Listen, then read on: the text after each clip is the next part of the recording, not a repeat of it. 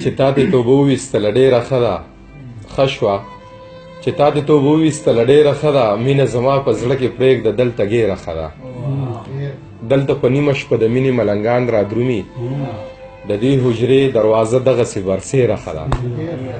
دلته په نیمه شپه د مینې ملنګان را درومي د دې حجرې دروازه دغسې برسېره ښه ده او بنګ په لښتو باندې کري او جینۍ داسې وایي دا مزدوري مې د پردي بېګاره ډېره ښه ده مننه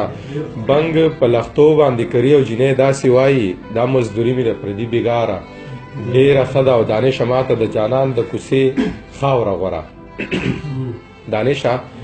ماته د جانان د کوڅې خاوره غوره دغه غزله د عطرو د نمیره ښه ده د بغزاده دانش په دغې شعرونو باندې د دې غونډې شروع کوو او زموږ سره ګرانو ملګرو د عرب امارات کې یو په شارجه کې د باچا صاحب دلې په دیره کې ناست دي د هغوی ملګري ټول راسره دي ګلمنیر رور دی دلاور دی او جسیم دی افتخار دی ریاض دی ګلبدین دی ابرار لالا دی حضرت بیټنی دی او سیال دی او د دغې ملګري اسرار هم زموږ سره ناست دی دلاور هم ناست دی یو خوندور ماښامې دی او زموږ چې دا کمه ویډیو ریکارډ کوي نو دا رحمان زرین د کینګرګلی سره هغه هم علاقه لري دا به هغه ریکارډ کوي او بیا به وخت په وخت باندې لکه څنګه چې موږ په پروګرامونو کې وایو چې دا له ځان سره خپل ملکنډ ته یوسو نو د هغې نه به خوندونه اخلو او اقرار بنیرې رور راغلی دی دله خدای پاک ډېر ښکلی غږ ورکړی دی دې د طنز و مزاح ټپې هم کوي سنجیده شاعري ورسره هم وایي سړی ته خوندونه اخلي هغه شپه اوس هم زموږ یاده ده چې کومه مینه یې راکړې وه او کمې ټپې راته کړې وې نو غواړو په شریکه باندې چې د ده نه خوندورې ټپې واورو نیازک خان صاحبو الله دې څه کوو مو چې په دې شاعرانو او ادیبانو باندې وګرځي او خپل وخت خراب کړي خپلې پیسې خرابې کړي نو دا ډېر د کار خبره ده زه به درته خپل یو شعر او ډالۍ کومولی چې زه خو تاسو ته پته د شاعر نه یم خو شاعران مې ډېر زیات خوښي مینه محبت ورسره کوم نو وایي داسې جپامانه ولیدلې چېرته ښکلي کې خوا کې به دې تېر شي غږ نه کوي خپل کلي کې نو ما محمد اقرار چې ورته وکتل په شا باندې پویه په ځان نه شوم نو پړق مې شو په ولي کې زموږ سره زموږ ډېر خوږ شاعر جاوید شاه درمان صاحب دی دله به راځو د ده نه به خوږه شان شاعري اورو دلور ته د ډالۍ وي د هغوی په فرمایش باندې دا غزل چې څوک چې جابر ته خپل سرونه په دربار کې ږدي څوک چې جابر ته خپل سرونه په دربار کې ږدي ورسره نه ښایي چې سر باندې دستار کېږدي څوک چې جابر ته خپل سرونه په دربار کې ږدي ورسره نه ښایي چې سر باندې دستار کېږدي او زرداري جونه د پارس غمو کې هم کوي چاڼ زرداري جونه د پارس غمو کې هم کوي چاڼ غربت چې پوز او مسورۍ کې په کتار کېږدي زرداري جونه د پارس غمو کې هم کوي چاڼ غربت چې پوز او مسورۍ کې په کتار کېږدي او ماله په خپله ځوانۍ شرم راځي لاړ به شمه اوس یوه کونډه به راځي پنډ به په لار کېږدي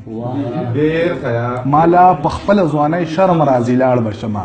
اوس یوه کونډه به راځي پنډ به په لار کېږدي او داسې څوک شته چې مې د ورک لالي درک راوړي او داسې څوک شته چې راله پهې په پرهار کېږدي او درمانه زه چې کله هم مسافرۍ له ځمه ماله سامان کې مور اول جامې د کار کېږدي باچا صاحب ته دې ډالۍ وي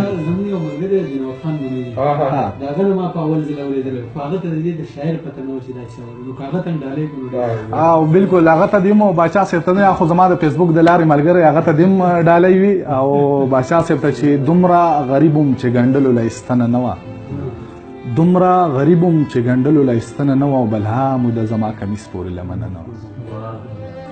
دومره غریب وم چې ګنډلو له ایستنه نه وه او بلها مو د زما کمیس پورې لمنه نه وه او غریبي داسې چې ازغې هم پازغې وباسم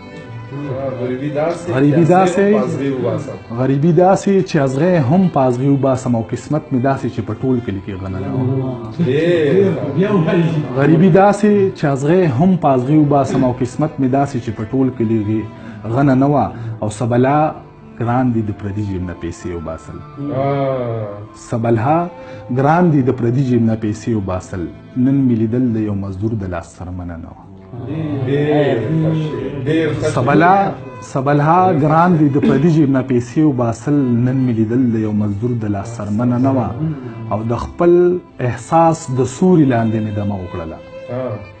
د خپل احساس د سوري لاندې مې دمه وکړله د ښار کوڅې ټولې پخې وې چېرته وننوه د خپل احساس د سوري لاندې مې دمه وکړله او د ښار کوڅې ټولې پخې وې چېرته وننوه او درمانه تلې مې کدې ته م واپس راغلمه